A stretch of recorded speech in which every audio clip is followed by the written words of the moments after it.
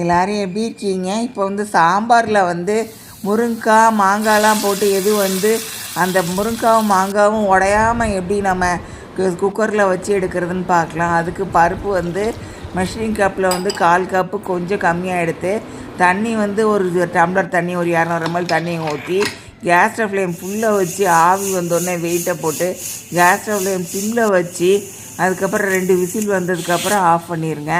அதுக்கப்புறம் இந்த சாம்பாருக்கு போட வேண்டிய காயெல்லாம் முருங்கைக்காய் ஒரு காய், கத்திரிக்காய் ஒரே ஒரு கத்திரிக்காய், அதுக்கப்புறம் சின்ன வெங்காயம் 10, அதுக்கப்புறம் பலாக்கொட்டை ஒரு 5 6, அதுக்கப்புறம் மாங்காய் 1 எல்லாத்தையும் நல்லா வெட்டி எடுத்து சுத்தம் பண்ணி எடுத்து எல்லாத்தையும் எடுத்து வச்சுருங்க. அதுக்கப்புறம் புளி ஒரு எலுமிச்சை அளவுக்கு புளி எடுத்து அதை தண்ணியில் ஊற வச்சு இந்த மாதிரி கரைச்சி வச்சுக்கோங்க.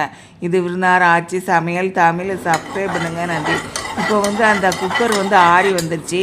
இப்போ அதில் அந்த பருப்பை நல்லா கடைஞ்சிட்டு அதில் அந்த நம்ம எடுத்து வச்ச அந்த புளி தண்ணி எடுத்து அதில் ஊற்றிட்டு 1 ஸ்பூன் குழம்பு மிளகாத்தூள் போட்டுக்கோங்க, 1 ஸ்பூன் அதுக்கு சாம்பார் பொடி போட்டுக்கோங்க, 1 ஸ்பூன் உப்பு போட்டுக்கோங்க. காரமும் உப்பு உங்களுக்கு தேவைக்கேற்ப போட்டுக்கோங்க.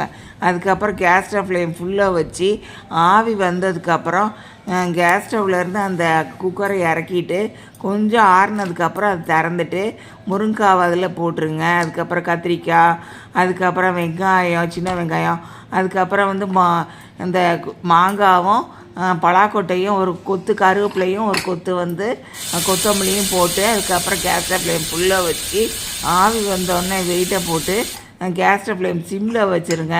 சிம்மில் வச்சதுக்கப்புறம் ஒரு விசில் வந்ததுக்கப்புறம் அதுக்கப்புறம் ஆஃப் பண்ணிடுங்க. அதுக்கப்புறம் கொஞ்சம் ஆறுனதுக்கப்புறம் அதை திறந்துட்டு எல்லா காய்கறிலையும் எந்த சேதமும் இல்லாமல் டேமேஜ் ஆகாமல் இருக்குது. இப்போ ஒரு சின்ன கிண்ணத்தை வச்சு அதில் எண்ணெய் ஊற்றி கடுகு உளுத்தம்பருப்பு போட்டு தாளிச்சிட்டு அந்த சாம்பாரில் போட்டுருங்க. இதை மாதிரி சமைச்சி சாப்பிடுங்க. நன்றி.